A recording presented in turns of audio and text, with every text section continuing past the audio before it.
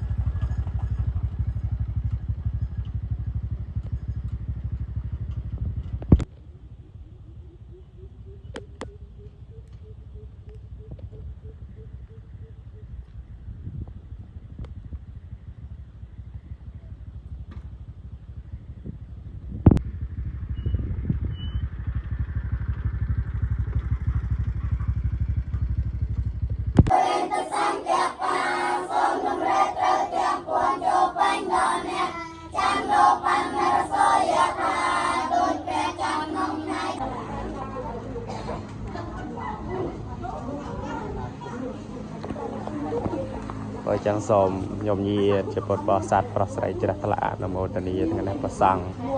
វត្តអូច្រានិមន្តបានបាតក្នុងភូមិទួលសាឡាវក្នុងខេត្តបៃលិនយ៉ាងដែលអំណាចបុណ្យកុសលកើតមានដល់ញោមញាតជាពុទ្ធបរិស័ទប្រសិទ្ធជួបប្រសពទៅសេចក្តីសុខនិងសេចក្តីចម្រើនសូមជ្រះថ្លាអនុមោទនានេះញោមមេភូមិជ្រះថ្លា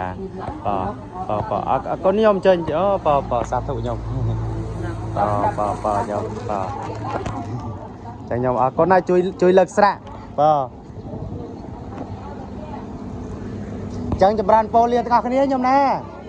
សុខចម្រើនចឹងជួបគ្នាវេនក្រោយខ្ញុំបាន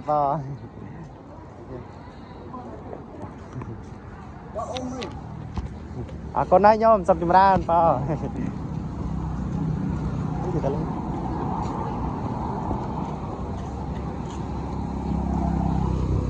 អូនរៀប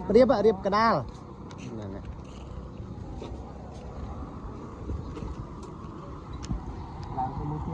ចាំឲ្យគុណសិស្សឡើងរៀបដៃ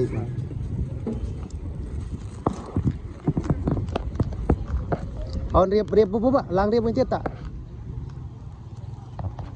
អូនណាធំមិនឡើងរៀបឡើងទីរៀបហាឡើងទីរៀបចាំកដាលហ្នឹងហើយ